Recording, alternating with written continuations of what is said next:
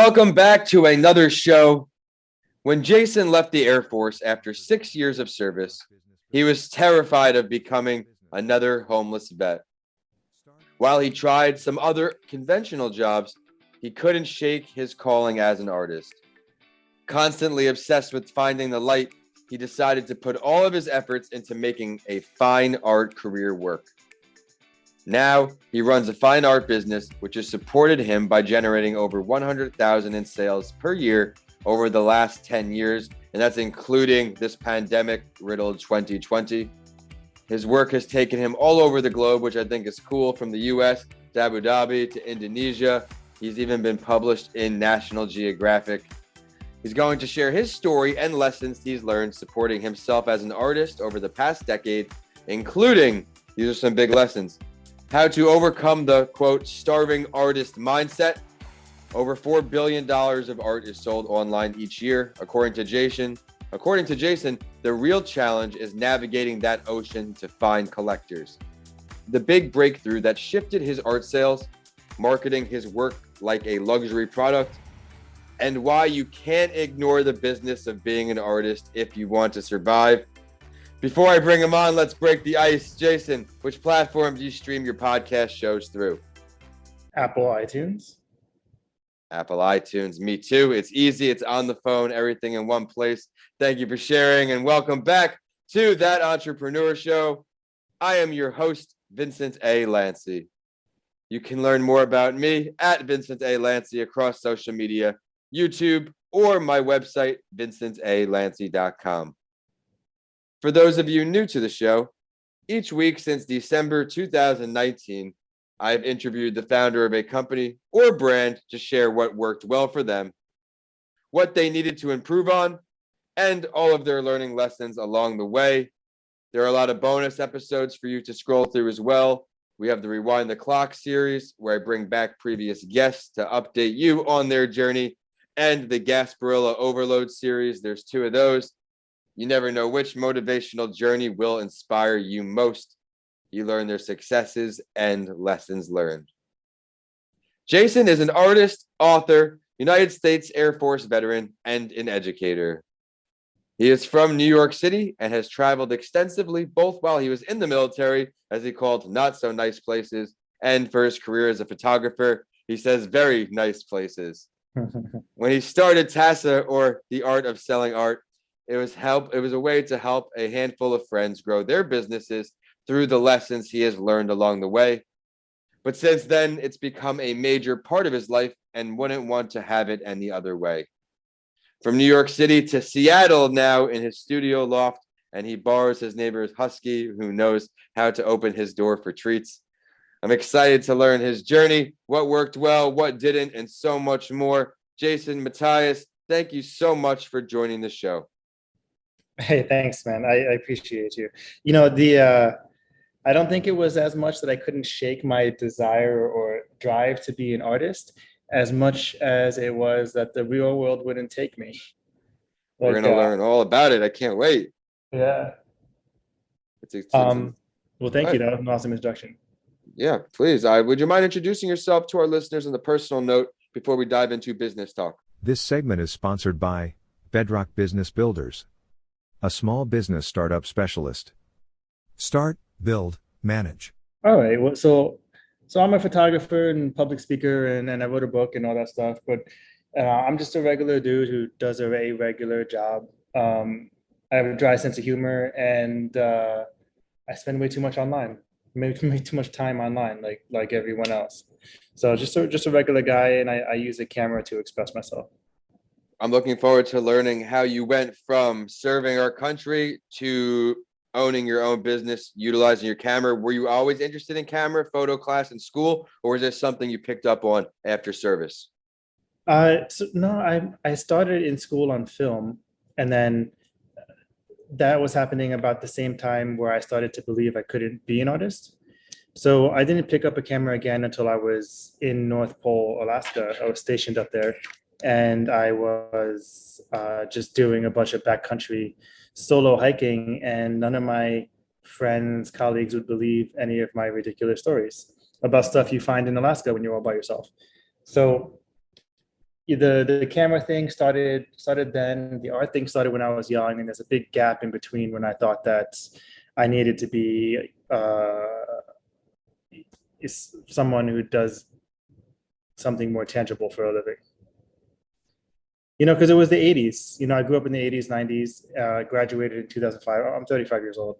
And during, that was before or at the very beginning of creative expression being a real part of everything we do. Mhm. Like nowadays, everything is a photograph or a piece of art in marketing. So artists now are in demand versus when I was in school, they really weren't. Thank you for sharing that. And you could see how things just change and progress. Now we're almost in a completely digital age with some things. I'm sure the marketing outlook out of college is a little different, but when you finally got on your feet with photo, what was your initial goals with it? So my first goal was always to be a professional day trader who could travel and take pictures as a hobby. And it ended up being the other way around. I travel and take pictures and I trade as a hobby. But my first goals as a business was simply to be able to feed myself, be able to not have to worry about the next month's bills. Mhm. And I really don't think that's very different from people in most jobs, let alone, working for yourself as a creative. So small goals. And it's interesting that what I thought I would be once I started making that money is very different than what it's like here, where I finally in the beginning of me would have said that I've made it. Now it's just like the world is different here. I don't know what I'm trying to say. Yeah, things just keep changing. You got to adapt and you got to find happiness. I think you're doing just that. You stuck to it, and it's funny how things don't always work out. You wanted to be a day trader, take photos on the side, but sometimes things just work out a little differently. You pivoted, you adapted. But since you've been on your own here, Jason, what would you say two of the hardest parts of entrepreneurship are for you? I was thinking about this question earlier because I knew you were going to ask it. You've heard of the ABCs of sales, right? Always be closing. That was how sales used to be up until the information age really became part of what we do. So now, and I learned this from Daniel Pink, the ABCs are now attunement, buoyancy, and clarity. And I think that the hardest part of the ABCs of sales, because I make art, but I sell art for a living, so I sell a product. The hardest part of that is the buoyancy part, the ability to float in a sea of rejection. And I was talking about this on a Twitter space that without this flexibility and resilience, I don't think I could stand in any career in which I live off the sales of my own stuff. The flexibility is huge. I love that. Yeah, please keep going. Yes, I think that's the number one.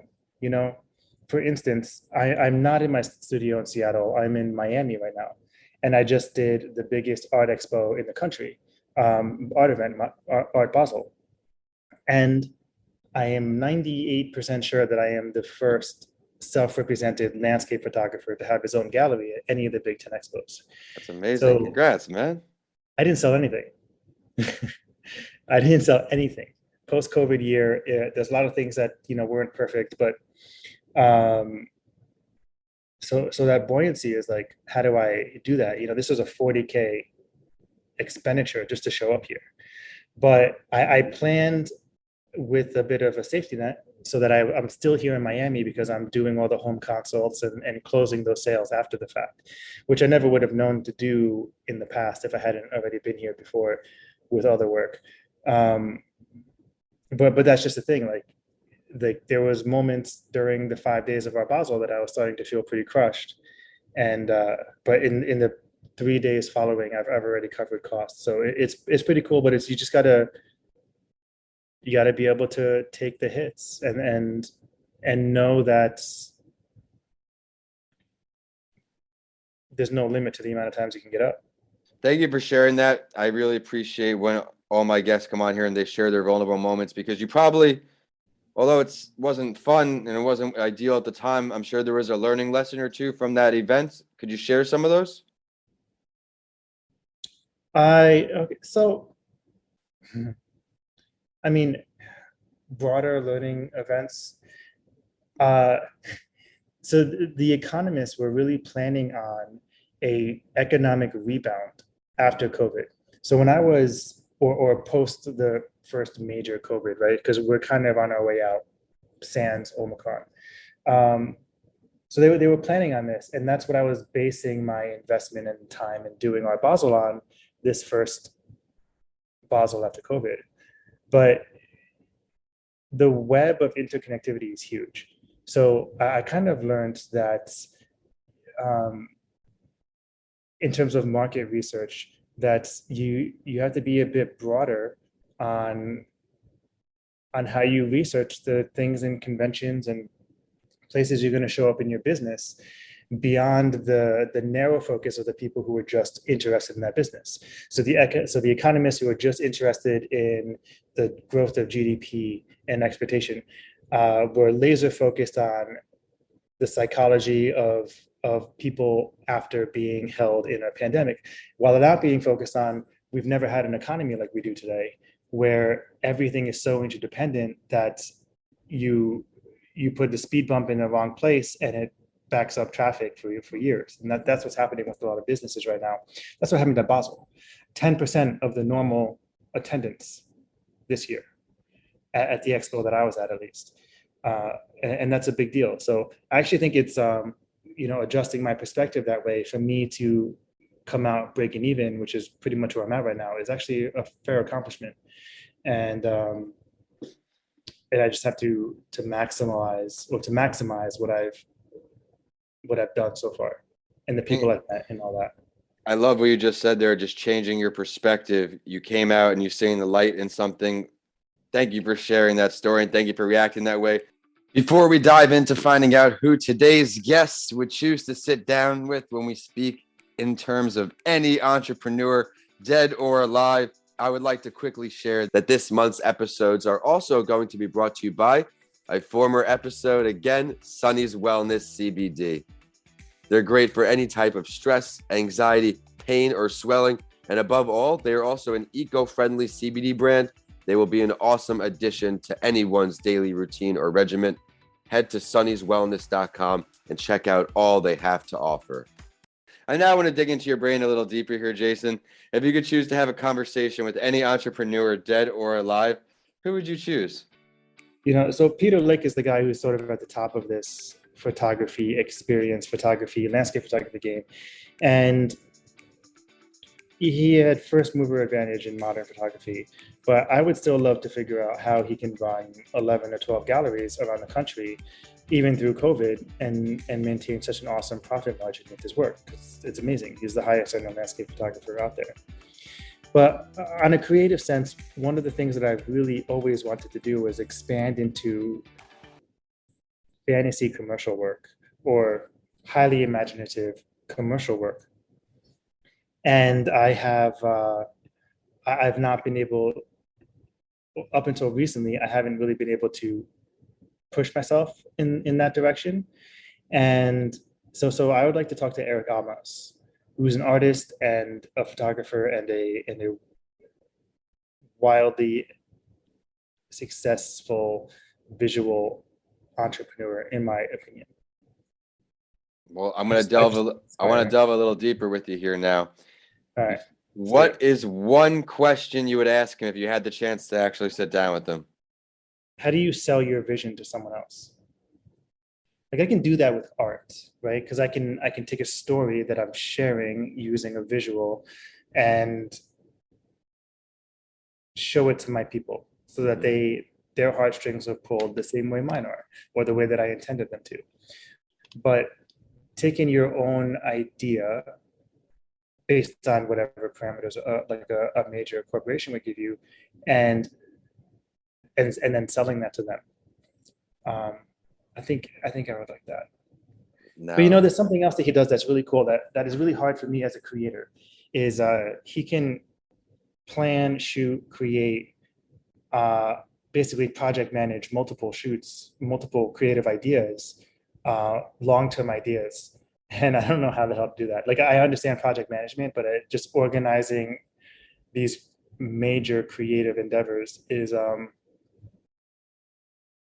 it just breaks my brain a little bit. So maybe I'd ask him about that too. Let's make sure to tag him when this episode comes out. Let's now look into the future here, Jason. What are you working on right now? What's next for all of your entrepreneurial endeavors? Man, I am neck deep in NFTs right now. Like, so, okay, so for anyone who's not listening, NFTs or non-fungible tokens are ownership on blockchain of real or digital assets, or real or virtual assets. And using them, I've been able to sell art. And because of this new space, this new universe of art and art collectors and expression, I've been able to create a lot of work that I never would have done before, mainly this fantasy portrait landscapes artworks, because as a career artist for the past 10 years, I have more or less been stuck with the landscape work because that's the product that sells the best. But NFTs have allowed me to take this latent sort of back-burnered creativity that I've wanted to get into more people's hands and to be rewarded for its creation, and really push hard behind that and dig in, and that's a hell of a good time. So, like I've created this series of portraits of angels, so real photographs, wings, and production and all that. And tomorrow they go into 1,200 people's hands. Wow. So, my collector base just quadrupled. Well, that's exciting. Yeah, I think it's awesome. And I'm excited that means I have to manage a community that just became 5 times bigger. And in addition to being an artist and being an entrepreneur. So it's cool. And that's pretty much what I'm stuck in right now, is exploring the NFT crypto space as an artist and creator. Sound like an entrepreneur hustling on to the next thing. You mentioned trading as your hobby. Is it strictly crypto, Bitcoin, or are you also trading stocks and other things? I'm just in crypto now. I used to trade, and I've maintained a stock portfolio for a while, but it's all crypto now. Excellent to hear. Evolving. You hear it. He's big into crypto. If you're interested, you should look on some more information because he's very big into it. We are now going to hop into the Spotlight story. If it's your first episode with us, towards the end of each show, I share an entrepreneurial journey with you, the listeners, and my guest gives you his take on it. Let's see who we have today. It's Bob Parsons, another veteran turned entrepreneur, and he is the founder of GoDaddy. And I thought this was a great story because of today's guest also being of service. Bob Parsons was born in 1950 to a middle-class family and admits that not much was given to him in a silver spoon. Rather, he earned almost everything that he has today. And I love that. He was in the Marine Corps, a rifleman in 1969 for the Delta Company during a tour of duty in Vietnam. Even sustained some injuries, but for the purposes of today's show, we're going to focus on his entrepreneurial journey. He graduated magna cum laude, took the CPA exam, became a CPA, but then he went like an entrepreneur. He bought a Radio Shack TRS-80 computer and spent hours programming it. This hobby turned into a successful business where he wrote the accounting program for and decided to sell it. This company became Parsons Technology, where it grew to have 1,000 employees and covered 4% of the software market in North America. In 1994, he sold the company for something small, just $64 million, but this led him to founding GoDaddy in 1997. It is a web hosting company and internet domain registrar. For some of our older listeners out there, I remember these commercials on the TV. I was really ahead of its time, I thought. He also received the Ed Dennison Business Leadership of the Year at the Governor's Celebration of Innovation and Arizona Corporate Excellence Award in 2007. I really enjoy seeing these military stories where they come out of the doing service and become successful entrepreneurs like yourself, Jason. What's your favorite part of his story? So the thing that strikes me is not necessarily about Bob, but about the 2 different mentalities that you get when you are in the service and as you leave. So when you're in the military, one of the things that's different about military life and that the tribal connection that you get versus when you come out and it's more of everybody for themselves is that you're not responsible for yourself when you're in the military. You are responsible for everyone around you and they are responsible for you. But in a lot of ways, like if you get in trouble, everyone gets punished and you get punished for when someone else gets in trouble. So there's a different way of looking at family and looking at responsibility. And I think that when you're in the military, when the idea that you adopt or the mentality you adopt as you are transitioning out or while you're in and you take with you is that you're either looking out for everyone else or you expect people to look out for you. And I think that the entrepreneurs I know who were in the military before are the first. They're the ones who adopted a mentality of looking out for everybody else and taking care of the people around you versus a more submissive approach of just letting the tribe take you where it's going to go. So, I mean, I imagine Bob is one of these people who always has other people in his mind. And how does he create something that will serve a lot of people all at once? And that's what GoDaddy did. My work is on GoDaddy or my site is registered on GoDaddy.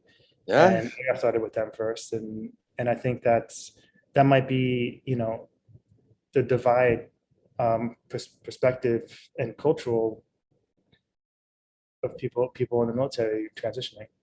I love the analysis. Thank you for that. And that's interesting that you actually do use GoDaddy as well.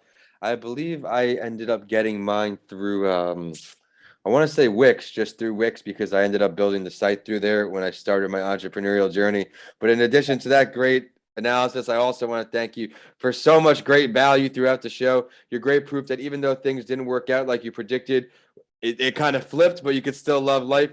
You shared your Art Basel story where even though things didn't work out, you ended up seeing a lot of positives out of the situation, and breaking even was just an accomplishment in itself due to the 10% of attendees. And you also at the end talked about adjusting perspectives. Adjusting perspectives is key. Change the way you're looking at something. I'd like to now, Jason, ask you for your last word. So I teach a course called Art of Selling Art, and where we spoke about it, where I help artists become career artists. And one of the things I try to express to them and really put plant a seed in their mind is this mentality, this mental shift of learn to love the work. Because our brains and our memories are built on peak moments, so beginnings and ends. And we come up with ideas, whether you're an artist or an entrepreneur who's trying to build, Parsons or GoDaddy. We have this idea of how things are going to end. I'm going to have GoDaddy, and it's going to be in the hands of millions of people who all have computers and blah blah blah. But the magic happens in between idea and execution, and that's where most people fail. So if you can learn to love the in between, the trough or the long road without sights or whatever you want to call it, the boring part of the journey, if you can learn to make that not boring, then you can accomplish anything. So that's my final thought. And it doesn't matter whether you're an artist or if you're building an application for the next wearable health device. It's an incredible last word. I expected nothing less because you delivered such an incredible episode, Jason. Where can everybody find you? Social media, website, course you have, all that. So you can find all of my artwork on jasonmatias.com. And if you're an artist looking for the Art of Selling Art, you can just Google that or go to the blue bar at the top of my website. All of my socials, Twitter and Instagram is where I live, and that is real Jason Matias. Thank you for sharing that, everyone. Be sure to go check out his art and say hello. We are on social media too, at That Entrepreneur Show on LinkedIn, Instagram, and Facebook. But on Twitter, because of the character limit, we are at Podcasts by Lancey. But you will get updates from all of my shows. My handles are at Vincent A. Lancey for social media, YouTube, and my website is vincentalancey.com. My latest book is Mental Health Week, the go-to book for elementary school students to level up their mental health in a fun way. Let's end with the quote that inspired me. It's from Bob Parsons, and it teaches us it doesn't have to be sexy to be successful and encourages us to get creative. Quote, that whole business was about as exciting as a cup of sawdust. We made the business exciting through our commercials and made it a fun thing to be associated with. As I mentioned, I remember the commercials growing up. Thank you for listening, and we will see you on the next episode of That Entrepreneur Show. Jason, thank you for stopping by. Thanks, man. Thanks for having me.